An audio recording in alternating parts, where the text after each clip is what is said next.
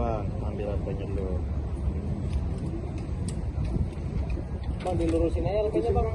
Yang 4 kali. Satu. Tapi ya. Oke. Pasti berapa ya bang? Kemarin ya ada yang 52 kg. Nah ini target dokter. Nah setelah itu tercapai dua hal itu, baru dokter akan di Polda Metro Jaya terkait dengan kasus kabel PT Bali Tower yang korbannya adalah anak dari bapak ini, Sultan Rifat Al-Fatih. Tujuan kami membuat laporan ini tentu saja adalah untuk meminta pertanggungjawaban dari pihak yang punya kabel, yaitu PT Bali Tower. Kita semua tahu bahwa kita sudah cukup memberikan waktu yang lama, mulai kejadian sejak tanggal 5 Januari sampai hari ini baru ada langkah yang serius dalam tanda petik diambil oleh pihak keluarga dalam bentuk melaporkan ke pihak kepolisian. Apa yang kami laporkan? Yang pertama, kami menduga ada kelalaian yang terjadi sehingga menyebabkan orang luka berat. Siapa? Sultan Rifat Al-Fatih korban. Itu dugaan tindak pidana yang kami miliki dan kami sampaikan itu kepada penyidik, kami laporkan, semoga bisa dengan segera diproses. Nah, ini sekaligus juga untuk menjawab klaim dari PT Bali Tower yang mengatakan bahwa tidak ada kelalaian dalam menjuntainya kabel di Jalan Antasari pada tanggal 5 Januari.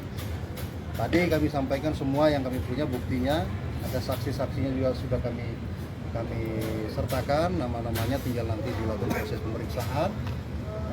Bukti-bukti, foto, video, kemudian dokumen-dokumen yang kita miliki juga sudah kami tunjukkan tadi kepada petugas dan sudah dicatat juga. Yang ingin kami sampaikan adalah begini, bahwa sekali lagi kami menduga ada kelalaian. Jadi kalau PT Bali Tower mengklaim tidak ada kelalaian, lawannya lalai itu hanya satu, lawannya lalai itu sengaja. Kalau dia bilang dia tidak lalai, ya apa iya dia sengaja naruh kabel di tengah jalan sampai orang celaka.